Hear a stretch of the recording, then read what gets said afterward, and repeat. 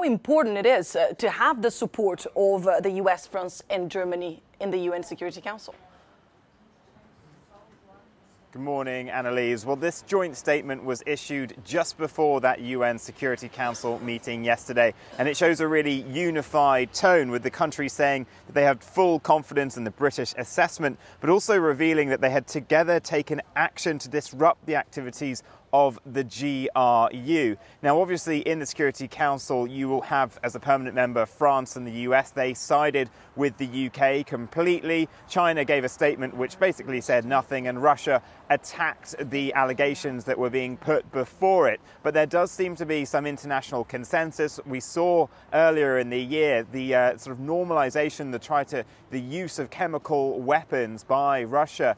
It led to a big response with mass expulsion of diplomats from here in the UK, but also many partner countries outside of those who signed this statement. And I think we might see more of that in the coming days. But the problem is, it's whether or not Germany, one of the countries that was signed up to that statement yesterday, will sort of stop its move to try to get some of those sanctions that had been put on Russia after the incursion into Crimea. Whether they now accept that maybe more sanctions needs to be put on will be something to watch in the coming days.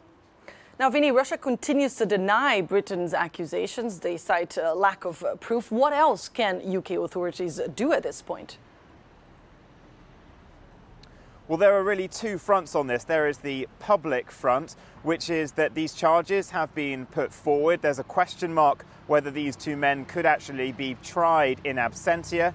The UK has managed to get a European arrest warrant, and they're trying to get an Interpol red notice. So they know the possibility of extraditing them from Russia, given that constitutional clause, is very low. They want to try to sort of curtail any future travelling that they can do. But behind the scenes, there is also the espionage effort. Now, interestingly, the head of GCHQ, which is the government listening service, it's one of our security agencies, gave a speech last night in Washington, D.C. at a conference where he said the threat from Russia is real and active, and he said that it will be countered by strong international allies able to deploy the full range of tools from across our national security apparatus. So behind the scenes, it already sounds like plans are afoot to try to strike back at Russia, and that's something that Whitehall sources have been briefing out here. Now, it's unclear how they will do this, whether we'll ever really know about it, but it seems like there will be retaliation for Russia on this.